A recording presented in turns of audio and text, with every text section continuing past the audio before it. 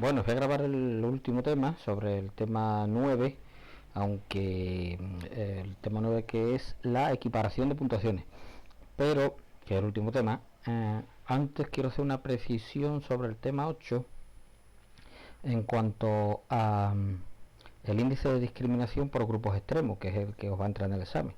Entonces aquí había un denominador que no queda muy claro. Por ejemplo, el índice de discriminación del ítem en este problema sería 15 menos 26, es decir, personas en el grupo superior menos personas en el grupo inferior, partido de 108. Y este 108 que aquí ponen como NG no está bien definido. No está bien definido en el formulario, ni en los apuntes, ni en ninguna parte. Entonces, ¿de dónde sale este 108? De el total de personas por 0,27, porque es el 27% superior.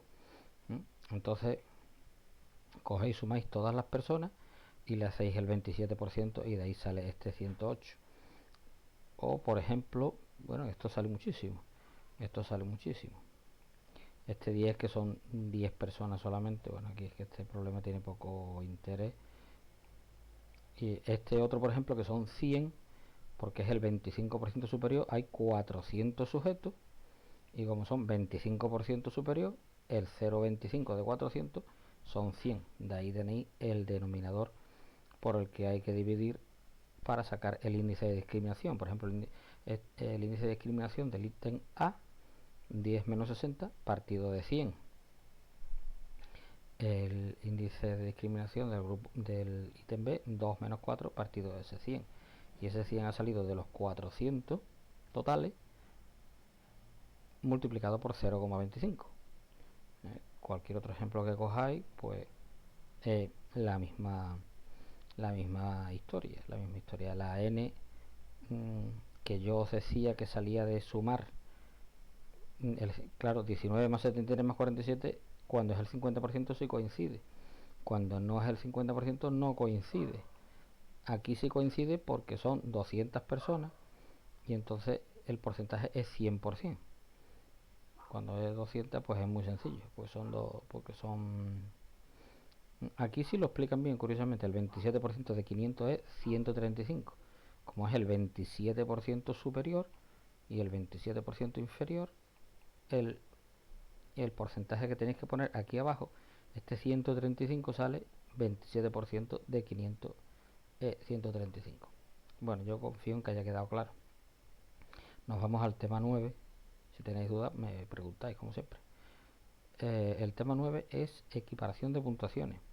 Se trata de decidir cuando tengo yo dos grupos, cómo son las puntuaciones si una puntuación equivale a otra.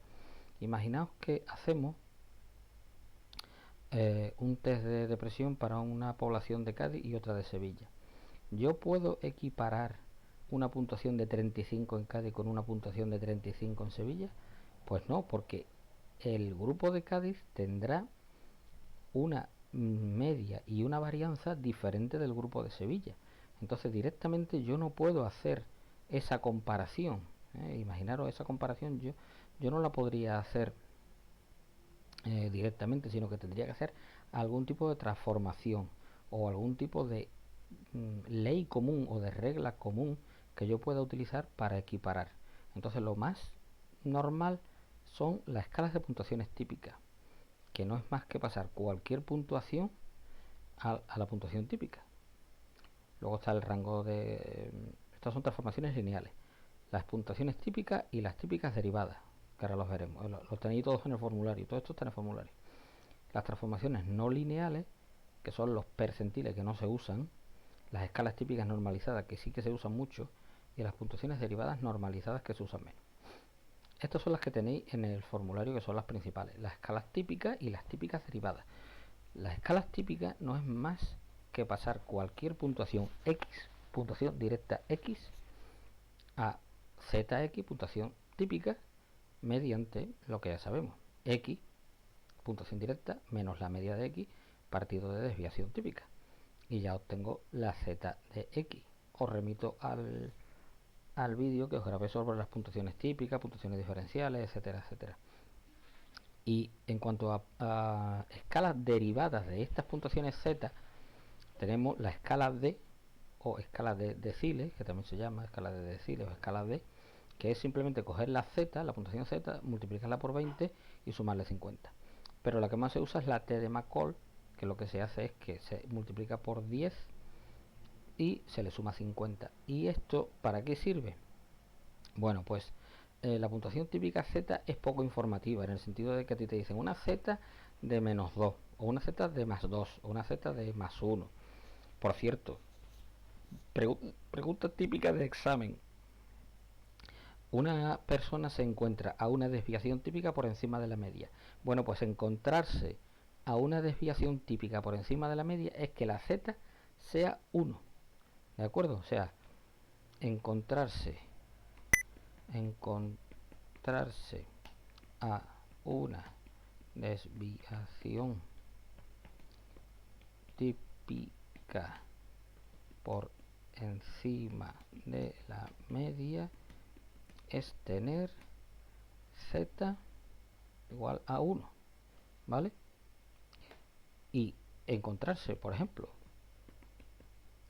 es que esto no lo tenéis en los apuntes, encontrarse, por ejemplo, 1,5 puntuaciones típicas por debajo de la media es tener z menos 1,5, ¿vale? O 1,6, 1,5, ¿vale? Si estáis por debajo de la media, la puntuación típica es negativa, menos 1,5. Y si te encuentras por encima de la media, tu puntuación típica será mayor, ¿vale? Será, si estás por debajo, negativa, y si estás por encima, positiva. Bueno, esto en cuanto a las puntuaciones típicas y las escalas típicas derivadas. Hay una todavía más importante que os va a caer en el examen seguro, de escalas típicas derivadas, que son, olvidarse de esto de rango percentil. Esto no entra en los exámenes, esto simplemente lo leéis, ¿no? Y lo que sí os va a entrar en el examen son las puntuaciones de estaninos o eneatipos. Eneatipos o estaninos, esto os va a entrar en el examen sí o sí, seguro. Y es una transformación lineal muy sencilla, porque es simplemente multiplicar la z por 2 y sumarle 5. ¿Qué particularidad tiene esta escala? Que se le quitan los decimales, es decir, imaginar que sale, que de esta cuenta sale 7,8, pues vosotros cogéis el 8. Que sale 5,2, pues ustedes cogéis el 5. 5,5, cogéis el 6. Sería un eneatipo. Es decir, que los eneatipos siempre hay que quitarle los decimales. Aquí tenéis muchísimo. Pregunta, por ejemplo, dice el eneatipo que corresponde a un sujeto que en el test A obtuvo una puntuación directa de 20 puntos. Entonces la directa de 20 puntos la tenéis que convertir en Z, lógicamente. La metéis aquí los 20 puntos, que son los que has metido aquí, la media del t y la varianza del t que la dan en la pregunta anterior, porque esto es una pregunta de estas encadenadas, y os sale una zx de 0. Con la zx, esta os vais a la tabla 1, o sea, la tabla de la z, y la z0, el percentil es 50. Entonces, esto al eneatipo no le afecta, porque el eneatipo sería 2 por 0, 5. Entonces el eneatipo es un eneatipo de 5. En los eneatipos van a salir muchísimos. Entonces, es importante que veamos el caso del eneatipo cuando te dicen, a ver si encuentro el problema. A ver si encuentro el problema, porque este es un problema muy típico. Dice, por ejemplo, este es el problema que está buscando. En una distribución normal, sabiendo que un sujeto es superado por el 15,87. Esto va a entrar muchísimo en los exámenes. Es superado por el 15,87 de los sujetos de su población. Ocuparía un estanino, entonces yo tengo que convertir esta proporción en puntuaciones z, ¿vale? Yo tengo que convertir esto en zetas, puntuaciones zetas. Entonces, ¿cómo convierto yo un percentil o un porcentaje en puntuaciones Z? Por la tabla de la Z. Pero ¿qué pasa? Que aquí me están diciendo que el 15,7 supera a mi individuo, y la tabla de la Z lo que me da es lo que va hacia abajo. Si el sujeto está aquí, es superado por el 15,87% de la muestra, pero él supera ¿a cuánto? A 1 menos 15,87. Entonces este 1 sería el 100% menos 15,87, 84,13. Entonces yo en la tabla de la Z donde tengo que entrar es en el 84,13, porque la tabla de la Z siempre me da lo que va hacia abajo, lo que el individuo supera, no lo que es superado. De acuerdo, entonces yo en la tabla de la Z voy a entrar con 0,8413.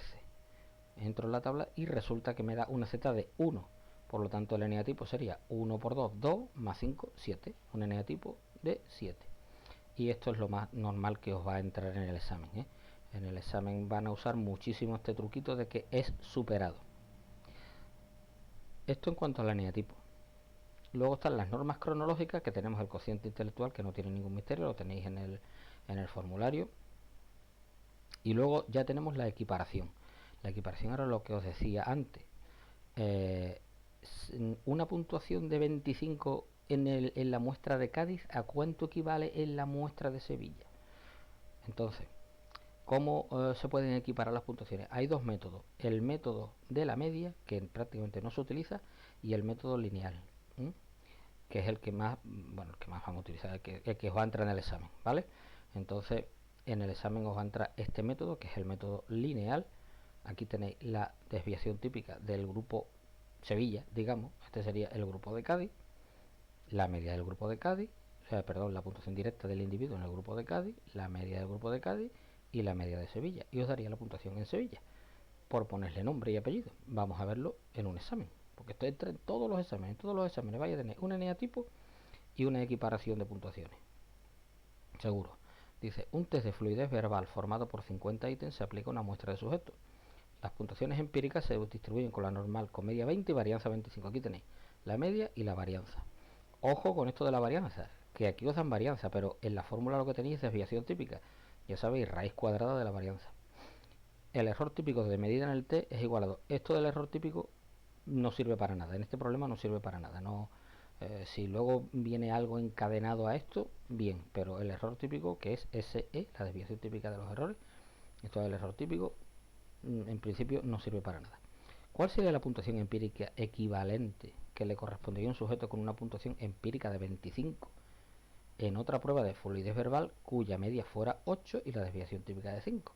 Pues aquí tenéis la muestra de Cádiz, tiene media 20 y varianza 25. Y la muestra de Sevilla tiene de media 8 y de desviación típica 5. La desviación típica es la misma, porque la raíz cuadrada de 25 es 5. O sea que las desviaciones típicas van a ser las mismas. Puntuación en Sevilla, que será la puntuación en Cádiz prima, con el asterisco, puntuación en Sevilla. Las dos desviaciones típicas, una partida de la otra, menos la puntuación directa del sujeto, es decir, la puntuación empírica del sujeto es 25.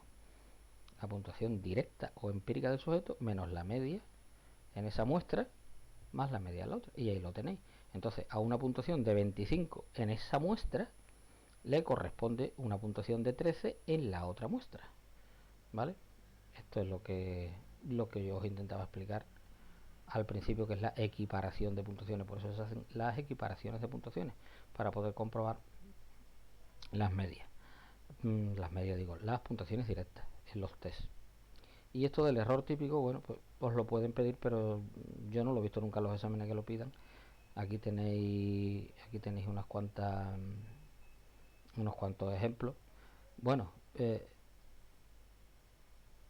yo creo que de este tema no hay que reseñar nada más, porque aquí hay otros métodos de equiparación que no entran en los exámenes.